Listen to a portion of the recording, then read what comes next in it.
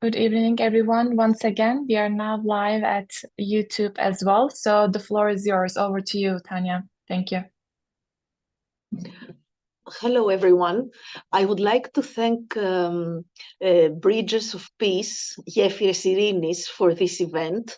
It is a non-governmental, non-profitable organization registered under Greek law, and its goals include the promotion of pluralism, the principles of respect of the others, dialogue and social cohesion, and the protection of human rights. Also, it highlights the importance of education, of science and progress for the humankind, the continuous striving towards confronting social problems and social tensions in Greece and everywhere in the world, and the undertaking of actions of social offer towards those in need. It often helps the effort of refugees to integrate in Greek society, and to make the Greek society understand the positive role that refugees can play in Greece. And also, Gefyres Irinis can conclude pacts and agreements with organizations that have the same or similar goals in Greece or everywhere in the world. It often organizes events and manages to bring together people from the Greek society and the refugee community, and has also organized interfaith and intercultural programs to promote peace and understanding. So I thank you, Gefyres Irinis, for this event, which is centered in women entrepreneurship. And I would like to start, and then we will follow with the rest of the speakers. I'm going to talk about business women, women entrepreneurs.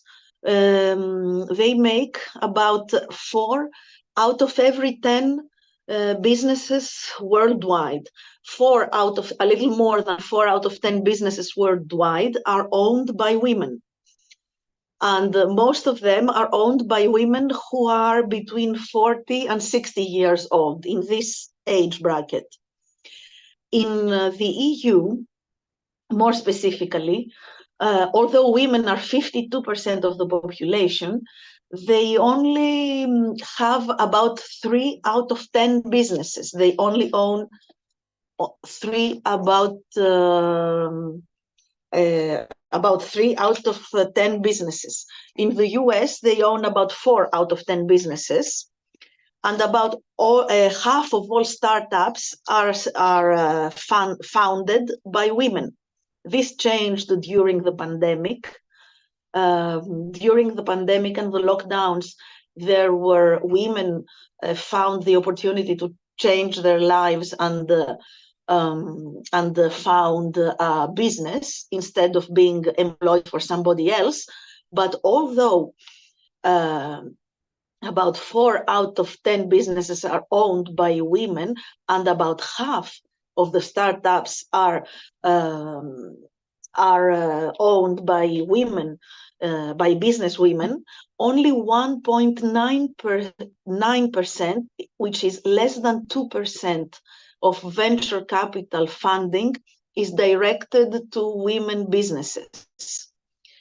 So this means that women who want to start up a business, they face more difficulty and obstacles in obtaining a loan from banks or from investors compared to men. Although and when they get the finance, it is lower than the average financing men are able to secure women. They only get less than 2% of business financing, and even when they get it, is lower than the amount of money that men can get.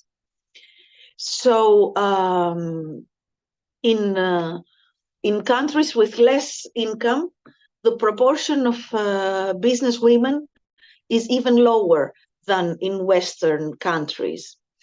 And especially most women entrepreneurs around the world work in the retail business or in women sectors. They are less represented in men's sectors. Women also, to continue with the statistics, are more likely than men to start a business with 0 employees. So it's just them in the business, whereas men tend to start businesses with more employees. That's, of course, expected since they get less funding. How can they have many employees? And many women businesses have up to 20 employees. Also, most women that decide to start a business do it because they cannot find work otherwise, which is true especially in places with high unemployment, which affects women more than men. But despite the numbers show that businesses that contain at least one woman in their executive team are more likely to be highly profitable. In spite of this fact, women struggle to secure the capital to start their businesses, which is also, it's a contradiction because they tend to have more profitable companies, but they also tend to work harder to secure financing for these companies. Also, another problem women entrepreneurs face is that only about 25% of the countries around the world have equal legal rights for women and men. The rest of the countries, which is 75% of the countries, have obstacles when women want to open a bank account, set up a business without the permission from their husband, etc., etc. And lastly, there is a positive trend because businesses owned by women have a growing tendency. So in the future, we expect to see more businesses owned by women, which is, I mean, we should have parity. We should have half of the businesses. I would like to, I will go on. I ended with the statistics and I will tell you the problems that women entrepreneurs face, but I will start with a personal story. I am not an entrepreneur. I work for Tovima newspaper in Greece, but when I started my career as a manager, when I got a managerial job at the newspaper and went to my first meetings with people who were my equal, we were all managing, it was the managing team of the newspaper. I realized that I was interrupted more often than my male counterparts. I thought it was because I was the newest manager in the team. But after more than 7 years of being at the job, I realized that men tend to interrupt women more often than other men. So if I had this problem, I suppose, and I was working as a manager in a big company, I can imagine what women entrepreneurs face. One of the biggest problems of women entrepreneurs have to face is the social expectations. Many women, when they do their networking and their connections or their business meetings, etc., women are outnumbered. They are surrounded usually by men in the business community and in many other job sectors. And this compels them to act like men, to have a behavior competitive, aggressive, etc., because this is the norm. They have to operate in a man's world, so they have to have man characteristics in order to survive. Another big problem is the accessing funding. Women entrepreneurs have many more difficulties than their men counterparts in raising capital. And venture capitalists tend to invest in startups run by their people of their own tribe. So if there is a Harvard educated investor, for example, they tend to invest in a Harvard educated businessman. But, and in the same tendency, men venture capitalists tend to invest in businesses owned by men, not by women. And the problem is that less than 8% of all investors are female. So business women have to turn to this 8% of investors who are female in order to have a better chance of getting the fund. But this is not always possible because 92% of all investors are men. So more often than not, they have to turn to a man to secure capital. Female entrepreneurs also are more conservative and they do not overstate their projections, which is a characteristic of men. And because investors are usually men, they discount the number they invest in a business venture. So women have to inflate their numbers because women tend to be more accurate and they do not overinflate, overstate the numbers. So they may end up getting less money than what they need and they are requesting. Also, women struggle to be taken seriously, and even a woman CEO in a male-dominated environment, and it is harder to earn the respect, harder than it is for a man, for a businessman. Also, women tend not to own their accomplishments. For example, women tend to use we when they speak about the accomplishments of their business, whereas men use I more often. But women say that they use the we because for two reasons. One reason is that using I for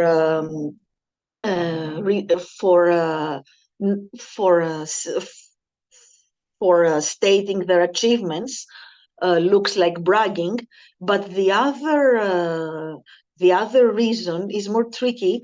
Women tend to say we when they speak about the achievement of their company because they think that if they say I, the people they talk to will take less seriously this business because they will assume that I, the woman, runs it, so she will be taken less seriously. So they use the we in order to make it appear as if it's not the woman alone who had this achievement. It's also more difficult for women entrepreneurs to build a support network because most entrepreneurs are men, and it's difficult for a woman to build her own network. And as we know, businesses is more about who you know, not what you know. And if who you know, the people you know, tend to hang out with other men, it's more difficult as a woman to relate to them. Another classic problem for women business entrepreneur is balancing business and family life, which is true for every working woman. But for women in less developed countries, apart from all those problems I mentioned, there are higher gender barriers.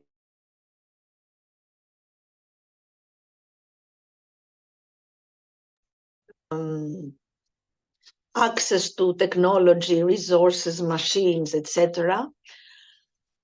So they have more problems than business women in the developed world to face.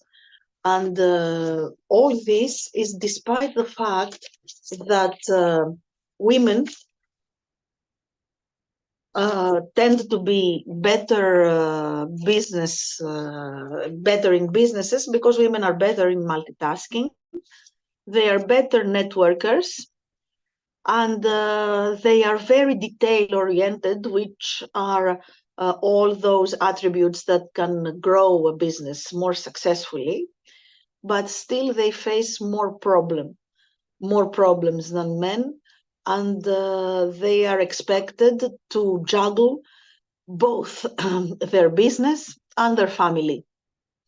So there are more expectations for them and less help, which is a bit of a contradiction, because if you have more expectations from someone, you should respect them more, since they can do both things. But when women are concerned, we have more expectations, but then we give them less tools to achieve them. So I hope this will change in the near future. The pandemic was a big will for change, but I hope we don't need such a drastic event as the pandemic in order to give another boost to women. Now I will give the floor to one of the other speakers, Esra Temugan. Will you please take the floor? Thank you very much, Tania. Yes. Can I share my screen? Sorry, I will share my screen, and I have a PowerPoint.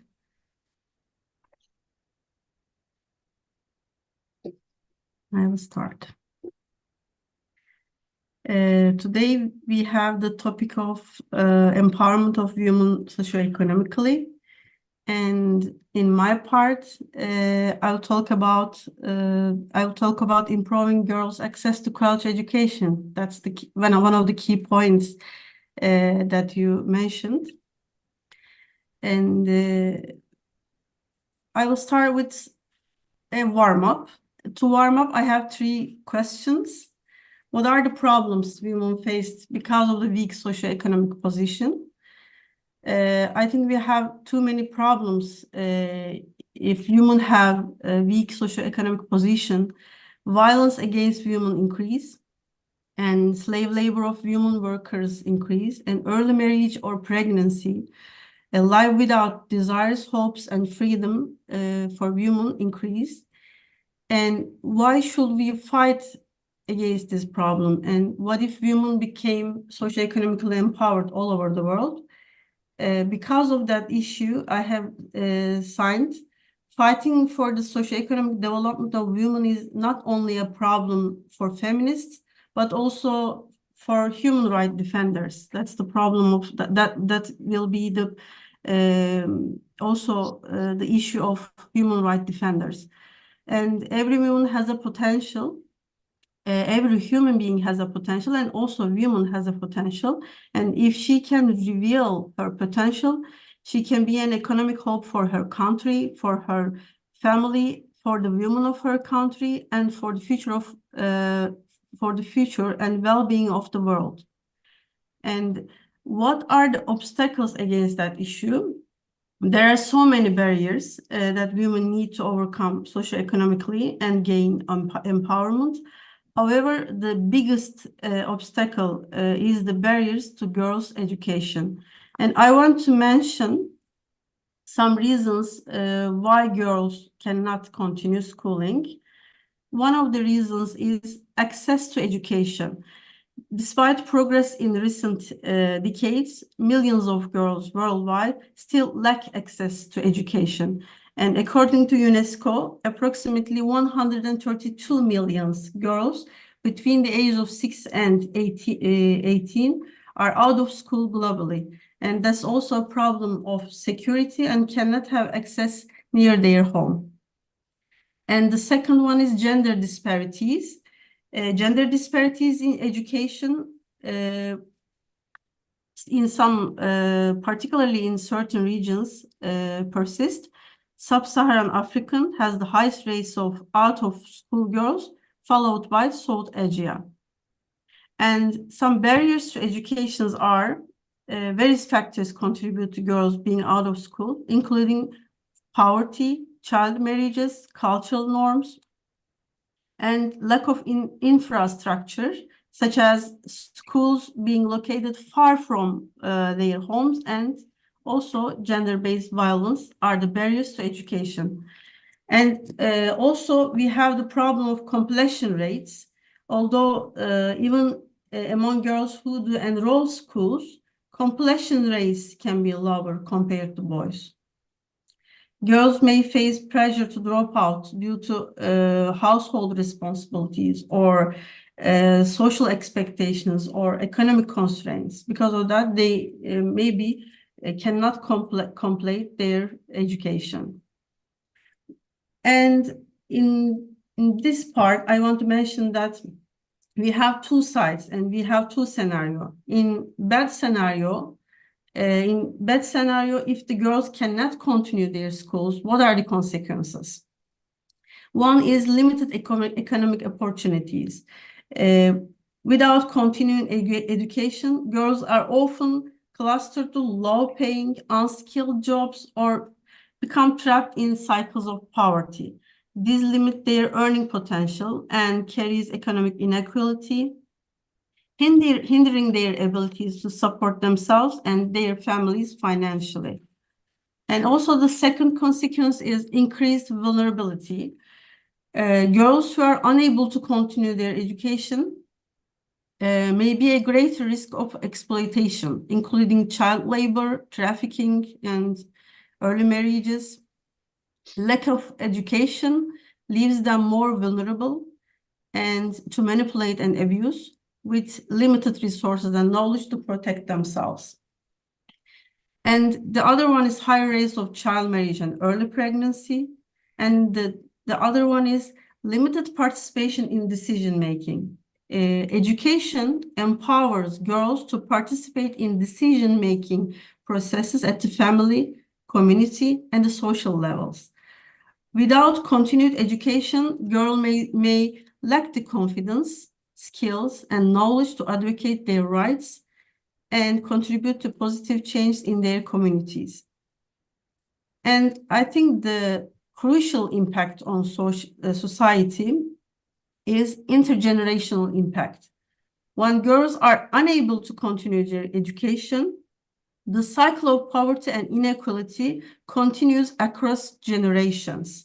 Child of uneducated mothers are less likely to receive adequate education themselves. Continuing a cycle of limited opportunities and social disadvantages. And the other most important crucial impact is loss of potential.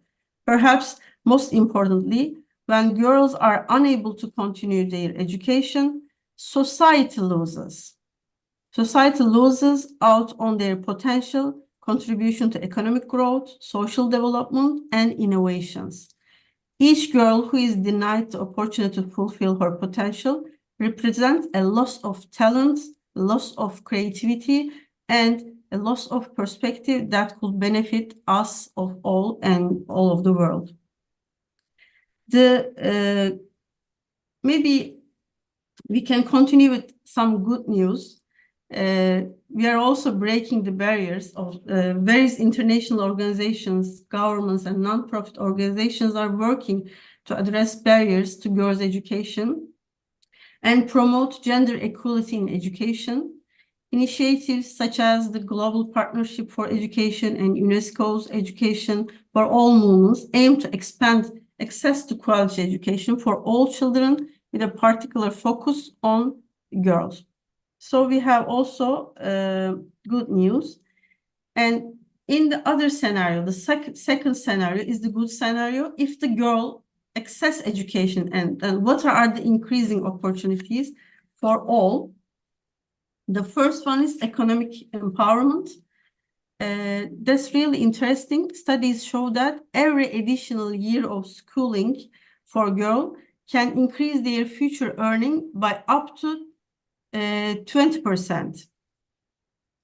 So when girls can continue their education, they are better equipped to enter the workforce with enhanced skills and knowledge. And the second one is health and well-being. Education is closely linked to better health outcomes for girls and their families.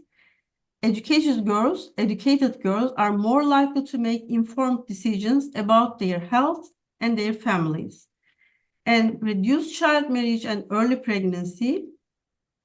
Educated girls are more likely to marry later and have fewer children, reducing the prevalence of child marriage and early pregnancy.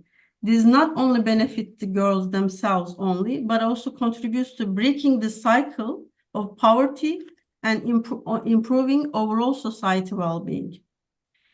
And the other one is empowerment and leadership. Education empowers girls to become agents of change in their communities and societies. Educated women are more likely to participate in civic and political life, advocate for their rights, and contribute to decision-making process at all levels. And social development, the fifth one, education fosters social cohesion and promotes tolerance and understanding among individuals from diverse backgrounds. When girls are educated, they become active participants in society, challenging stereotypes and breaking down barriers to gender equality. And long-term development, investing in girls' education is not just about short-term gains, but also about long-term sustainable development. Educated girls are more likely to invest in their children's education, creating a cycle of intergenerational progress and prosperity. By prioritizing girls' education, societies can unlock their full potential and accelerate progress. In summary, increasing opportunities for girls to continue their education yields a multitude of benefits ranging from economic empowerment and improved health outcomes to greater social development and long-term sustainable growth. And I mentioned some of the reasons and why we advocate for women empowerment. And now I want to mention some of the successful stories and successful practices in Africa, in South Asia, and in the Middle East. I interviewed some teachers who had worked in these countries. I'm going to share with you some of their successful practices. Yes, Rüveyda Arslanhan is a successful woman leader, English teacher, education coordinator, and education manager. At the age of 23, she went to Pakistan. She has been there for 18 years. She lived in 4 different cities in Pakistan. She visited almost all regions of Pakistan. At that time, she had thousands of students. She inspired the girls to continue their schooling. Not only did she teach them a lesson, but she also gave them consciousness. And here are some photographs from their students with her. She's 23 years of age here only. And for 18 years, she served as a teacher there. And there is also celebrating success story who is her student, Badarun Nisa, is an English teacher too. And she is her student, Ruveyda's students, Miss Ruveyda's students. She lived in a small city in Pakistan with the encouragement of Ruveyda, Miss Ruveyda. She continued to study her high school in the big city. And this opened up greater opportunities for her. She completed her university education. Now she is trying to get other girls to continue their education. And the photographs are from the Badar school and with her students and with her graduated students. These are the photographs of her graduated students. And I also want to mention a story of Mrs. Noor, one of the successful women leaders. In 1993, she started teaching in Nakhchivan. During the war years, she took part in the opening of the first girls' school and dormitory in Iraq. She was involved in school opening activities in Senegal, Mali, and Congo. In her 30 years of teaching experience, she has trained thousands of students in underdeveloped countries. She trained her students to be the future of the country. And schools in Iraq were opened in 1999. When the war continued, all public and private schools were closed and could not attend classes for a year. However, the schools had a dormitory, and in the midst of the war, they attended school all year round. These are the photographs from Mali with her. And Senegal and Congo. In Congo, in Senegal, they founded a humanitarian aid team called the Kindness Club with her students. That's the photograph of this club, Kindness Club. And this club took care of the children in the orphanage for 4 years until they graduated. They organized bazaars, they did artwork with the children, and they made hospital visits together with her children, with her students. I also interviewed with Mrs. Filiz, the physics teacher. Miss Filiz worked as a teacher in Afghanistan, Yemen, and Nigeria. She mentioned that Yemen is a closed society. They don't want to send their daughters anywhere. She mentioned that, and schools were opened there, and English courses for girls were organized. The successful girls who participated in the competition received scholarships for the education, and parents assured that their daughters were participating in this project. And in the schools opened in Nigeria, these photographs are from Nigeria, and she is her daughter. The others are her students. In Nigeria, successful girls are provided with the opportunity to attend schools with scholarships, and with the facilities of the school supplies, books, and clothes are provided to students in public schools. So these are some successful actions in Asia, Middle East, and Africa. I think generation ideas is a level. It's harder to stand up and speak up what you think. But the hardest thing is to act and to be in action on this issue. And that's why these teachers are heroes, I think. So at the end of my speech, I want to mention that education is not just about arithmetic or science. It's the gateway to empower, the key to unlocking the shackles of poverty, and catalyst for socio-economic transformation. When we invest in education of girls, we are not just investing in individuals, we are investing in the prosperity of entire communities and nations. Study after study has shown that educating girls yields transformative results. It leads to higher wages, improved health outcomes, and greater participation in decision-making processes. When we educate a girl, we not only change her life, we change the trajectory of generations to come. Thank you for your listening. Thank you very much, Tania.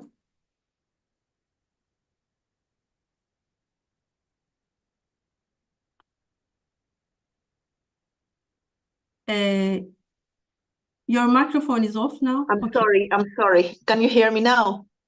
Thank you, Esra. You know, the funny thing is that when women do participate in the education system, equally like men, they tend to do better, and they tend to go in countries where the education is free for all, whether this country is Greece or Iran or the United States. Women have better success rates when they enter university. So keeping them from getting educated is like keeping a very, not only what you said, but also you keep the most successful half of the population from being educated. So I would like now give the floor to Elena Karagianni for your speech, Elena. Hello, can you hear me? Yes. Yes, I'm terribly sorry about the technical issues I faced before. I will try to do my presentation through my telephone because for a reason I don't know why my computer cannot connect with Zoom. Elena, I have your presentation, so if it's gonna make it easier for you, I can just pull it up and you can say next. I'll change the But slides. give me a moment, maybe if I to try it. Sure. Um, Just let me know if you need help. No, you better do it because it's too small and I will not be able to connect. I'm pulling it up. So thank you. Thank you very much for the invitation. It's really a privilege to share this panel with these great women and who have this positive focus on women's rights and all these things that we are talking about. Esra, the truth is that I have prepared almost a similar presentation like you.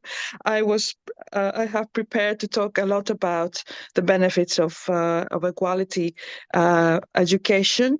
So I will try to pass by all the things that you already mentioned. So a few words about me. I am the refugee education coordinator of Athens camp. Refugee education coordinators, we work for the Greek Ministry of Education, and we are trying to help asylum seekers, refugee family to enroll their children to school. And we are helping them with documents and things like that. And at the same time, we are creating programs inside the camp or at the schools that we are cooperating with in order to help children and girls to attend school. So I will also share some of my experiences, and I will mention some information about how is the Greek educational official program is organized. And I choose to talk to you about a program that I created a few years ago, and which has the goal to empower women and to prepare them, especially women who are asylum seekers, and to empower them in their new identity as European citizens. So Esra already mentioned why education is important for both genders, women and men. Increasing employment opportunities, increasing profits.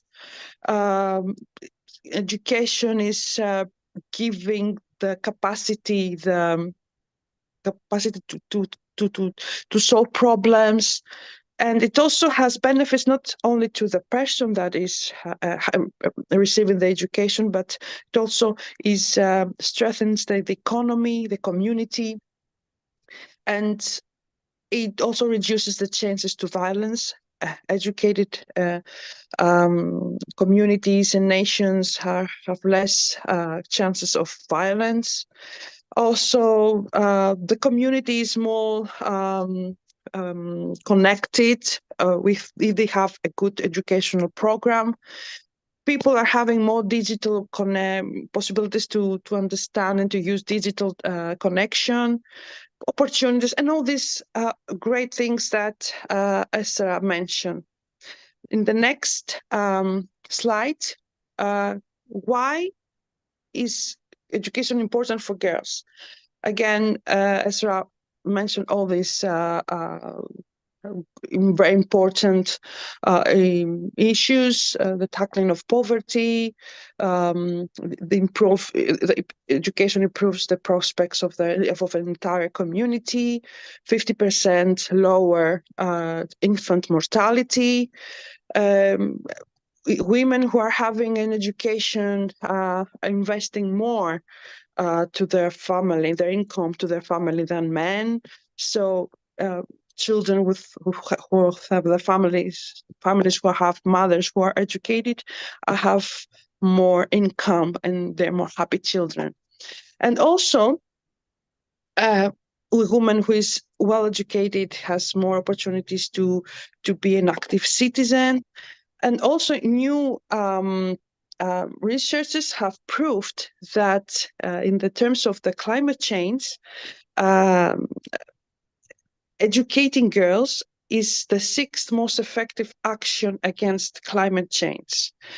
One of the reasons is why, because educating girls and have less births, they do not have that many children, so population is decline. Population is one of the ways to affect on climate change. The next slide, of course, there is a phenomenon, although all the nations and all the Western and non-Western world have realized that educating women is one of the most important things for economical growth. Still, almost 130 million girls are outside of schools right now.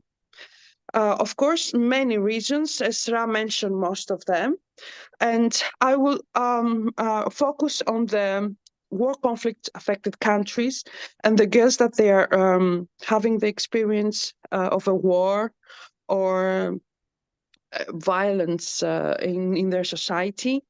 And that is about asylum seekers, refugees, and migrant children. This community of children have less opportunities to have a good quality education. And this is the part where I will share more information. The next, in the next slide, I have noticed 3 challenges that can affect the learning development to children with a migrant and a refugee background. Those challenges that are related to immigration. These children are forced to live in a new environment that sometimes they do not understand. They're forced to change in their culture, their language, and the cultural background. And most of these children are living in a really awful conditions. So in their new host countries. So education is not the priority. It's these families and these children are trying to survive in these really bad conditions. Another challenge is the socio-economic context of the host country and the political situation and the policies that the governments are choosing. If a policy promotes integration and education, that is a good thing, and these children are going to participate in a good education, and they will receive all those positive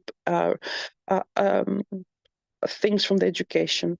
But most of the countries, and maybe Greece is one of them, have not organized in education policies that they're promoting integration and things like that. And also a big problem that also in Greece, we face it in Greece, is that the lack of knowledge and the trainings that the teachers have. Greece has created an inclusive law frame about education, refugee education, but unfortunately, she has not solved all the practical issues. And one of that is to have teachers that they can work with refugee children and can empower these children. And in the next slide, in Greece, we'll share some information about Greece. In Greece, all children, even those with no legal documents, they can attend school. That means asylum seekers, refugee and migrant children, and even those who have been rejected from the asylum procedure, they can also attend school. We can enroll children with no documents at all. And this is the law. This is the Greek law. And we also have this program with reception classes where these children can attend in the public school, the morning classes, and have some extra hours in language learning. And the rest of the program, they can interact with Greek children and their everyday school life. And we also have the multicultural schools, where there are special schools only for refugee and migrant children. They are really good schools and the teachers are really educated. But we have this conversation that if these schools are a kind of a ghetto for these children, and our demand as teachers and as a community of people who know what what pedagogical is right for these children, we are demanding and we're asking that every Greek school should be turned as a multicultural school. Also in Greece, we have too many programs from NGOs and other organizations that they're outside of the school and they are trying to empower and to help the children in their a new language. But again, one of the big problems in the Greek official program is that Greece has not managed to solve the practical issues that could make the education work. And one of these problems is the understaffing. That schools do not have enough teachers and not skilled enough for these children. And this is because of the economical problems that Greece is facing the last 15 years. Next, please. So through my experience in the refugee camp, I always try to find ways to connect women and children and men as well with the society outside of the camp and organize programs that will matter. It's not just language or mathematics or computers and things like that, or art. But at the same time, I'm trying to find ways to organize programs that they will be organized in terms of inclusion. So a few years ago, next page, it was a period of the COVID and the second lockdown. So I had a meeting with the University of Piraeus, and especially the Department of European and International Studies. And we were trying to find a way to bring these communities closer to the European values and the European history, because living in a refugee camp, all the way that the programs and the routine is organized is based on the basic needs, where these people are going to sleep, what are these people going to eat, the doctor. It's the basic needs. And we have not done many things to empower them and to help them be included in this new world that they are already here and they wish to be a part of. There's very few programs that are trying to help these people to feel like they are already European citizens. So there is this program in University of Piraeus that they called Teacher for Europe. It's a program that it lasted almost 10 years, and the goals were to educate Greek teachers in European values and European history, and through art, creative activities, music, digital, and many other creative ways, teachers could work on European values. So my idea is, why don't we bring this program inside the camps and educate women about this new information and this new identity they are going to have. Next slide. So it took place, the program, in 2021 during the second big lockdown. The idea was to do the lessons in the University of Piraeus, but it was the lockdown and we couldn't do it.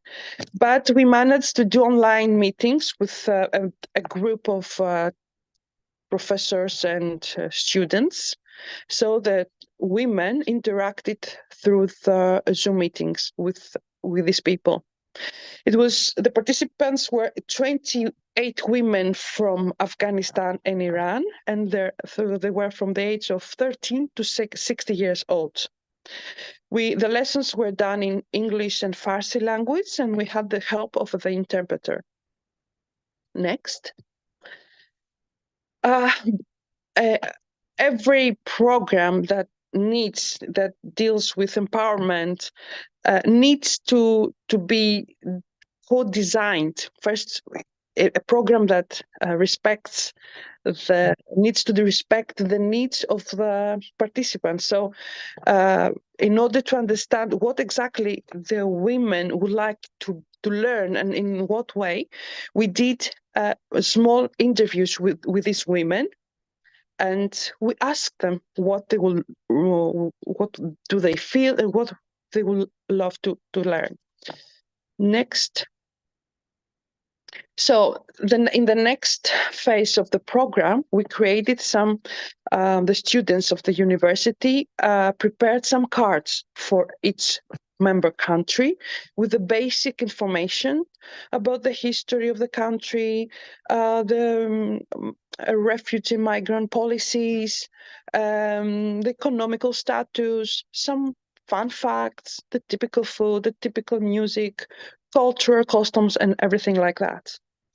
And it was a really interesting course, because women keep asking questions, and I realized that they were really, really informed about their new life.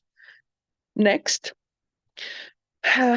But at the same time, our goal was not just to help them learn some names or dates and things like that. At the same time, we did research for 2 or 3 or more times per week, every week, and through internet. And we asked even older women to find the same information about their countries of origin. So when we talked about European art, at the same time, we did a research about the artists of Afghanistan. And when we talked about European famous poets, we did the same research about their cultural heritage, and we discovered great women and men who were artists, and they did many things with poems and music, and they talked about freedom, and they talked about love and things like that. So the reason why we did that, because I wanted these ladies to feel that they don't need to forget the heritage, and they need to bring their culture in Europe. And Europe needs the new elements. And this is why Europe is important, because it was always a place where new cultures are connected. So I realized then that there were many young girls from Afghanistan and Iran that in a way they have forgotten their heritage. They didn't want to learn. They were so bitter that they didn't want to have any connection. But through those lessons, they discover women and art and monuments and music and food and many important elements from their culture. So next. And when this course finished, then the women are asked that they would like to be educated about the feminist movement. So we studied the history of female emancipation in Europe and in the Western world. We talked about the oppression of women in ancient Greek period and through the killing of women in the medieval Europe and the important role of women in the Second World War. And then they realized that Europe has gone through the same experiences. Women in Europe have gone the same experiences that many of these women now are facing in countries that their women are oppressed. We talked about the feminist movement a lot, about the 8th of March, and we did a research about the important European women. And at the same time, we did a research about the important women, artists, scientists, politicians, activists from Afghanistan and Iran. Again, for me, it was a really important experience because I realized that through all these countries, women, not now, always have been struggling. And since all the last decades, they are trying to gain the freedom for themselves through education, through art, through many ways. So again, we used a lot of art, poetry, cinema, and many ways to talk about women's freedom through art. Next. Before that, we also in the previous slide, one of the women proposed to the group of women to have to watch a movie called The Killing of Soraya M. It was a true story, the stoning of Soraya M. It was a true story of a woman in Iran. And we did like a group therapy session after this film. And you will see how these women really is their desire to come back one day to Iran, to Afghanistan, to bring all these freedoms that they're longing. And we were having a really powerful moment when the older women, with tears in their eyes, asked from the new generation of women to save their countries from these bad elements and the bad things that are right now happening in their countries. So an active European citizen, as I said, is an active citizen. So the women started having more space in the camp through these meetings. So one young girl, decided to create a group of young girls, and she named it "We Can Do It." She was from the poster of the working class women of "We Can Do It." She was so excited about this poster, so she named the group "We Can Do It." And the girls tried to make the camp more beautiful. They tried to paint on the walls. We did a lot of murals about women equality.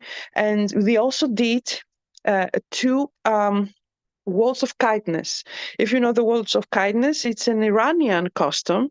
This custom started from Iran, where people used to hang on walls clothes or things that they do not need, so that someone who might need it could have it.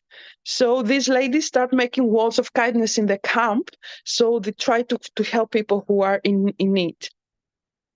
And we also did some open meetings with the community, and through a projector they prepared presentations and to their community, they shared all the new experiences. You can imagine young girls, 13, 14 years old, in a refugee camp of 1,000 people with different costumes, more conservative people. They stood in front of other people, in front of men, and they talked about the feminist movement. It was something amazing. And after that, it was not the first and last time. We were invited in universities. We were invited into programs of UNESCO, and they talked in front of other people, and in some Zoom meetings they were connected through all the countries from all around the world, and they stood in front of people and they talked about women's rights. And it's one of the programs that really make me happy, and we are now trying to find ways to bring it, to continue doing it in the refugee camps, and because it had a really good impact on these women. But I will now finish my presentation with some thoughts. And all these ideas about education, inclusion, and all these great programs right now are organized in Greece about these matters. You can go to the next slide.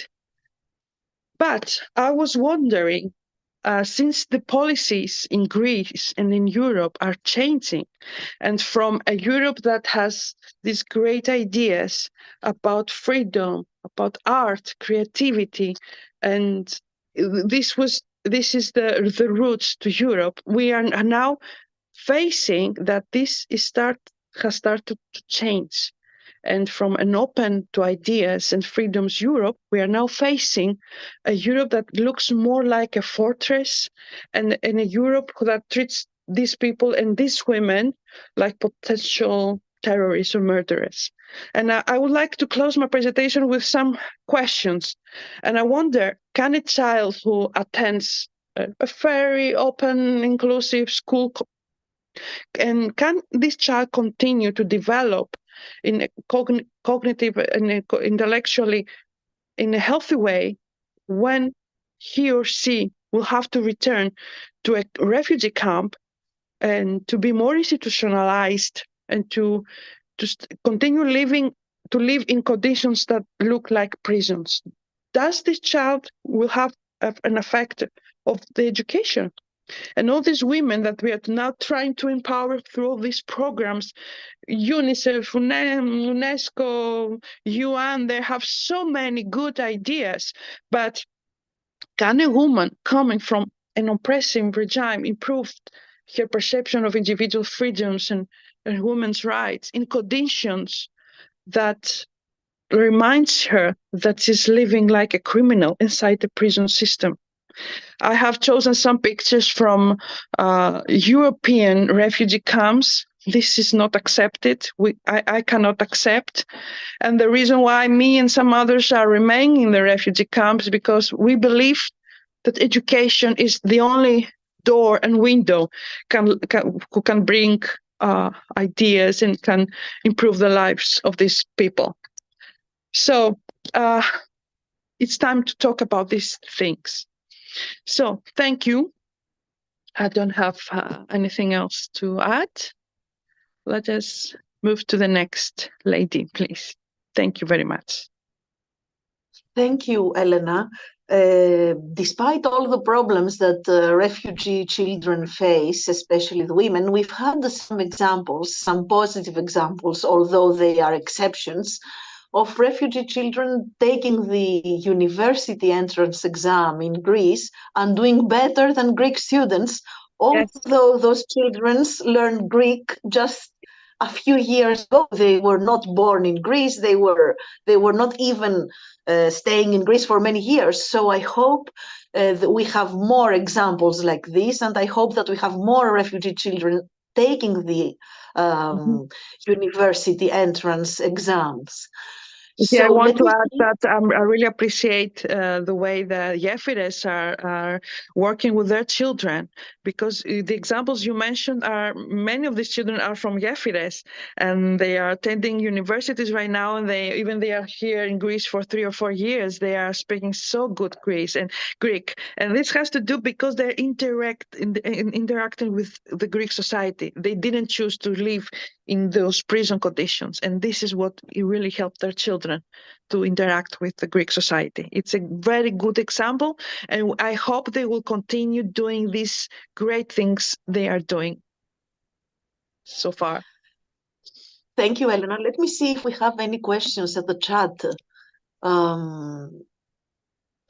Tania, before even we move to the chat and questions, not yet, please go ahead and start sharing your questions. But I would love to, if you allow me to join you, I would love to recap some of the opinions shared and reflect my own perspective here as well. So foremost, many thanks to our global partners from Greece, Gefyres, for organizing this event, on the occasion of the Commission on the Status of Women's 68th session. We had wonderful 2 meetings with our global partners from Greece last year as well. So we are very thankful for their contributions. So this is my number 1 reflection. But to introduce myself for the audience as well, I'm Cemre Ülker, Journalist Emeritus Foundation's representative to the United Nations Department of Global Communications. I'm thrilled to be a co-host for this event. But just to reflect and share some insights from my perspective as a human rights advocate, working towards a timely, gender-sensitive, and inclusive implementation of the Sustainable Development Goals. And I have a special focus area to monitor state-led atrocity crimes and civil and political rights violations. So thank you so much to Esra, Tania, and Elena for your reflections. And I really loved how Elena set an interdisciplinary reflections on linking the importance of SDG 5, gender equality, and its reflection with the rest of the SDGs, because all the Sustainable Development Goals are very much interdependent on one another. And her insights about even climate crisis, which we do not think of often, how women and girls are particularly impacted by, was a wonderful reflection. Thank you so much. And reducing inequalities, SDG 10 is another SDG that is very much dependent on number 5, gender equality as well. And I would love to share some reflections on Tania's remarks as well. And Elena was wonderful in also underlining that because of the globally rising far-end regimes across the globe, not in global south only or not in European states only, but we see more and more increasing numbers of people who are subjected to enforced migration because their fundamental human rights have been shrinking, their civil society space have been shrinking in their respective homelands. And it's really this decreasing trend line happens quite fast in undemocratic states. So anybody can find themselves even overnight, as we see in some of the countries in Europe as well. Very, very unfortunate, but we can see ourselves as and ending up as a refugee.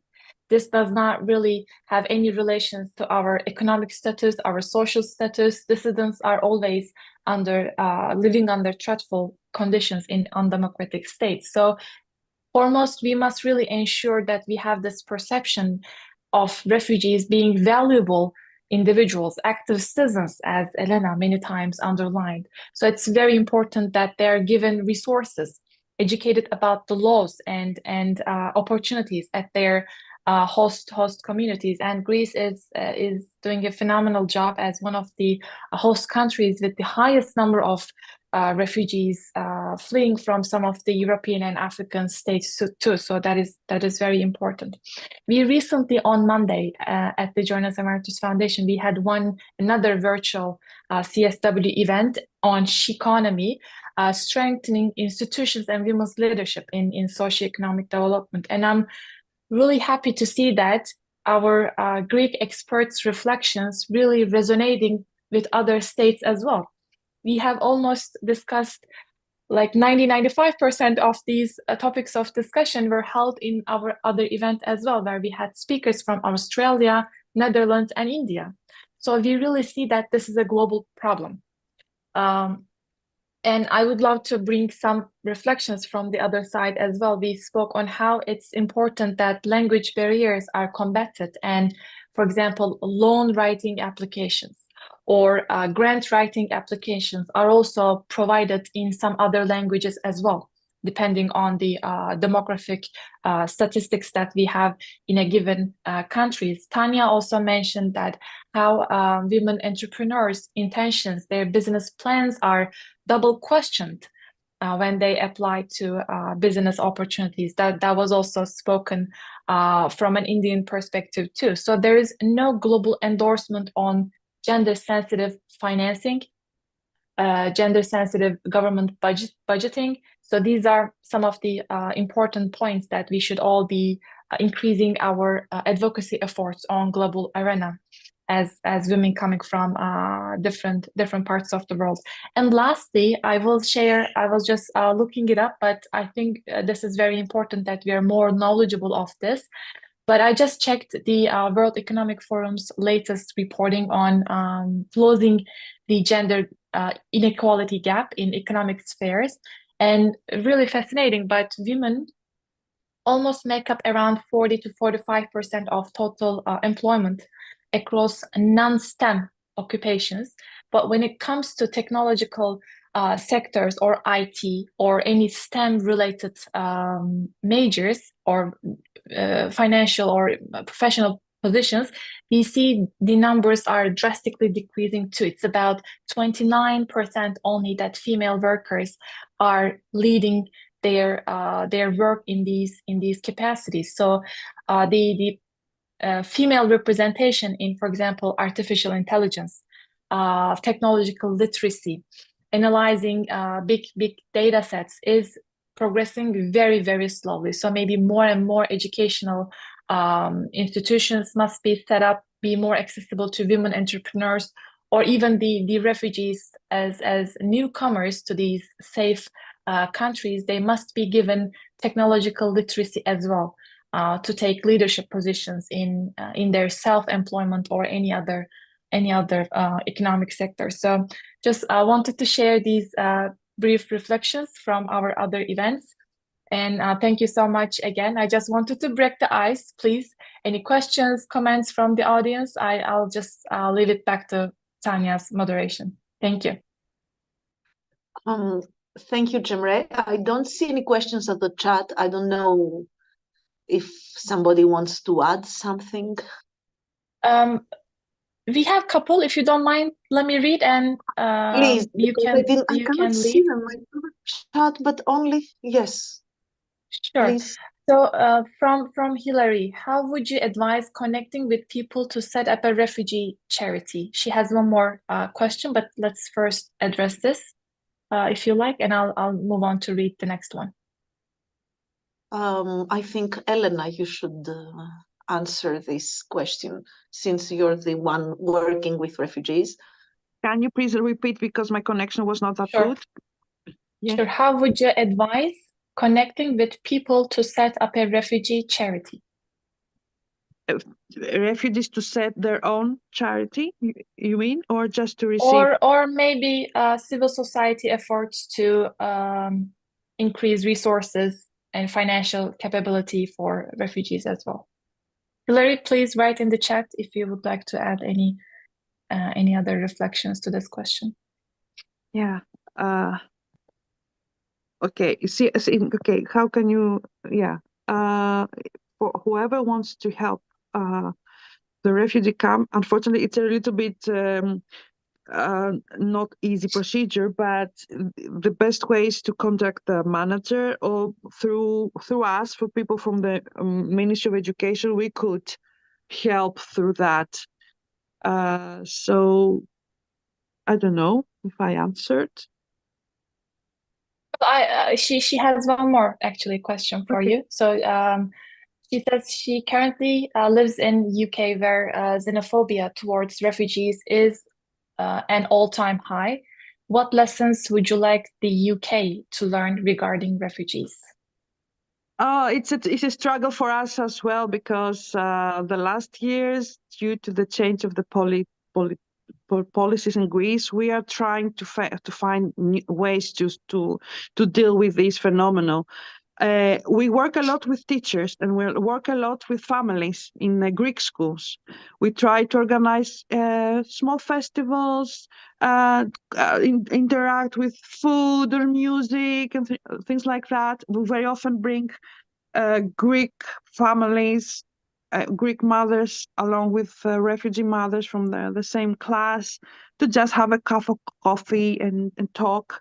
Bringing together these people reduces the fear of the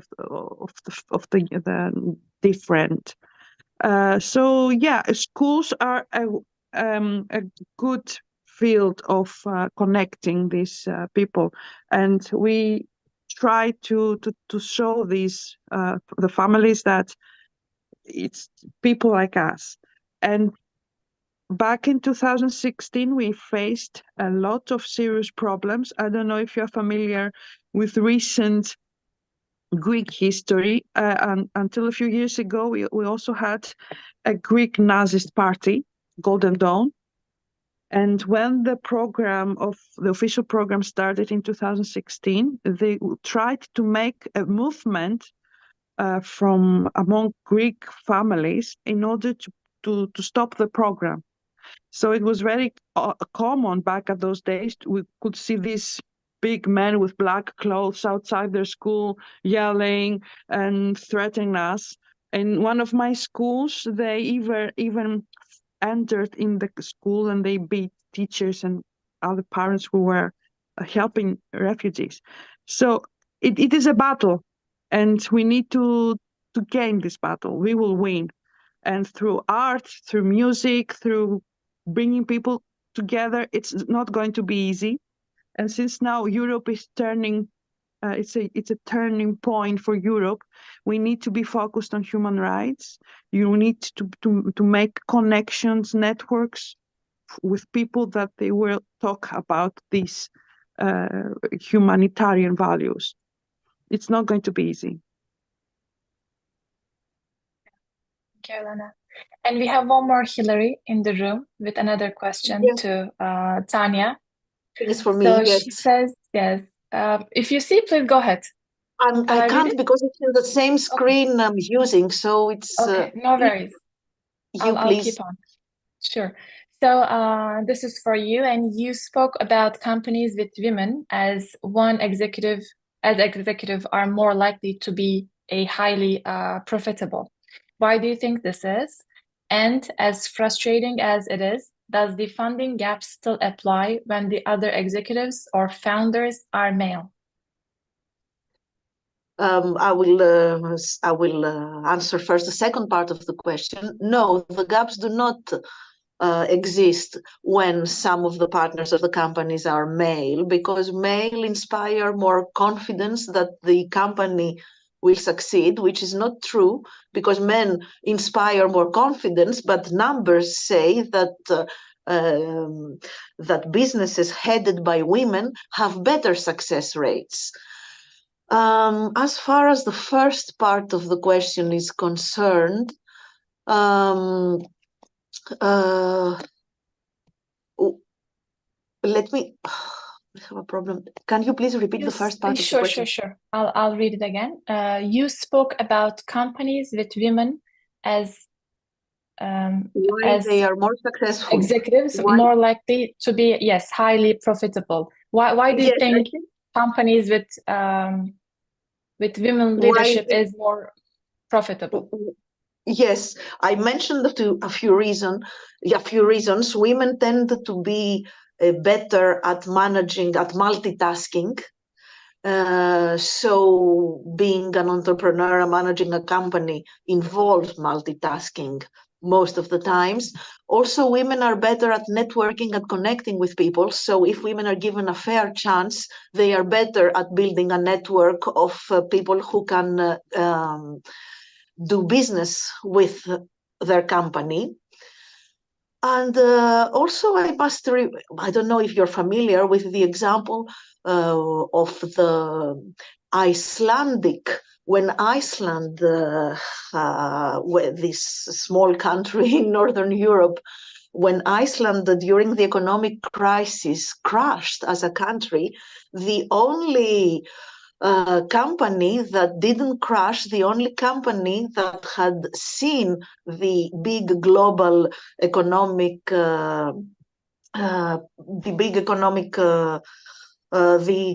remember the crash of the banks in the United States at the beginning of the 2010s, the years, I think it was in 2010 or 2009, the only company in Iceland, Iceland was a very big banking center at the time. So since the American banks crashed, Iceland crashed almost entirely as a country. And the only company who had seen this and who didn't invest everything in the banks and who was able to overcome the problem was one company owned only by female business experts.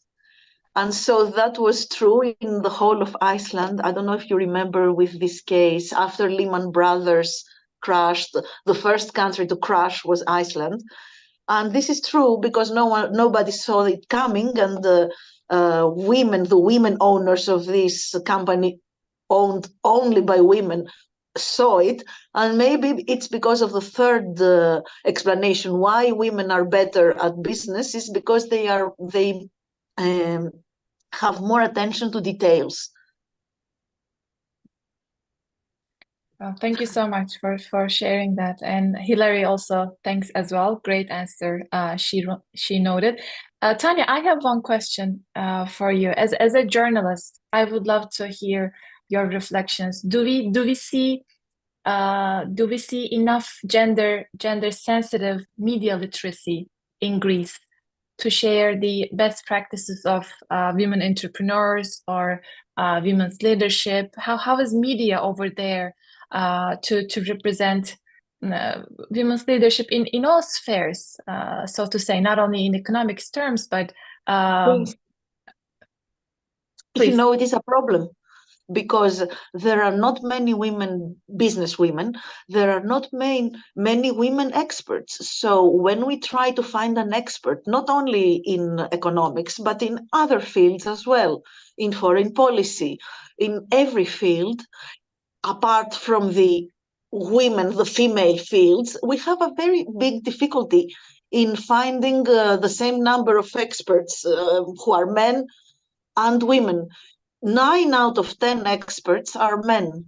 So you see, we struggle to be more inclusive, to have a parity between, to have equal number of men and women speaking to the media.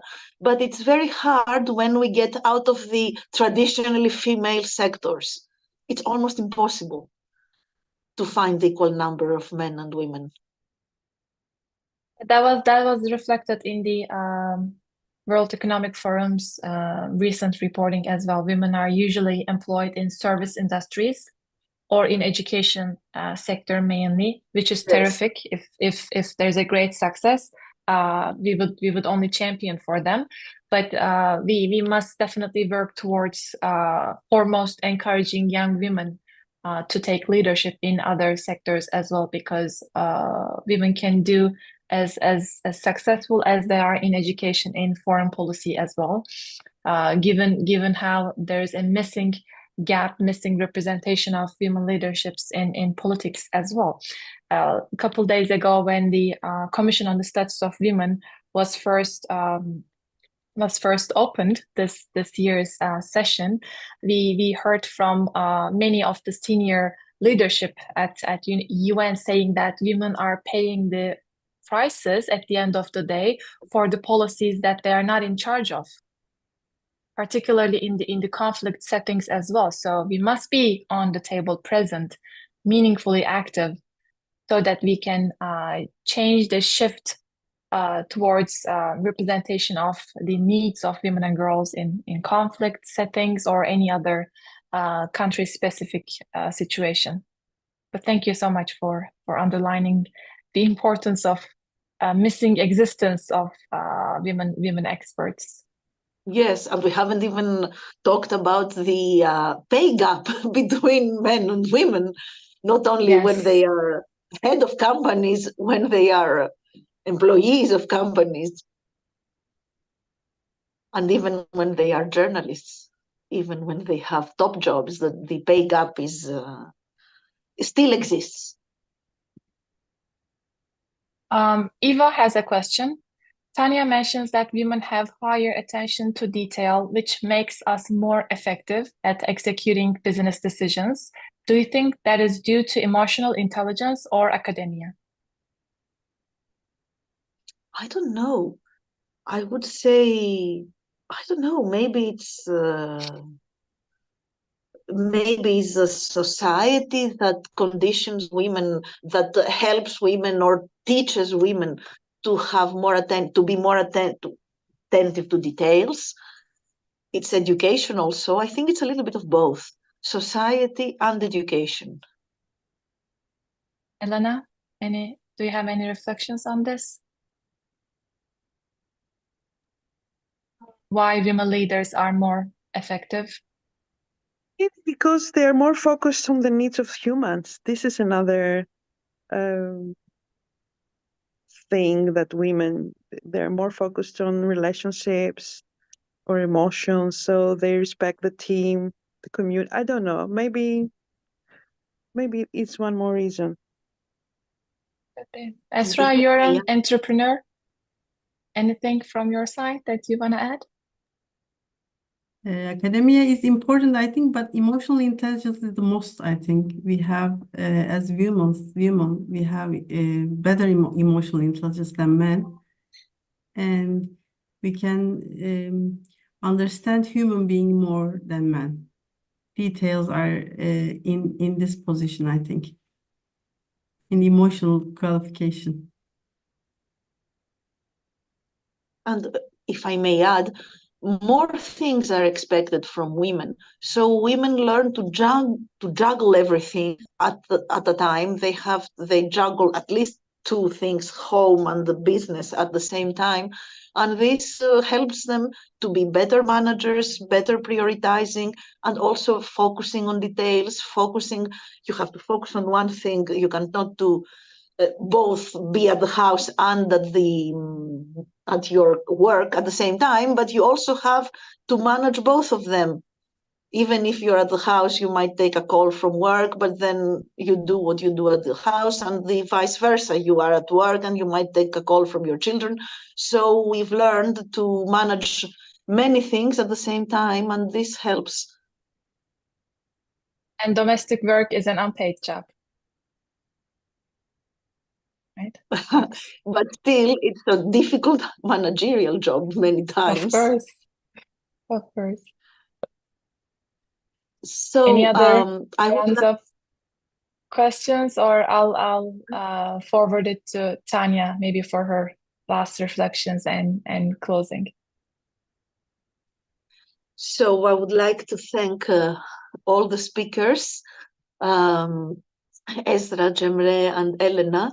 I would also like to thank Gefyres Irinis, or Bridges of Peace, as it's called in English, and the Journalists and Writers Foundation as well. Thank you all for being here. Thank you. Thank you for inviting us. Thank you. Thank you, everyone. Wonderful to host you, and looking forward for future occasions to again re-meet and discuss further issues. Good evening, everyone.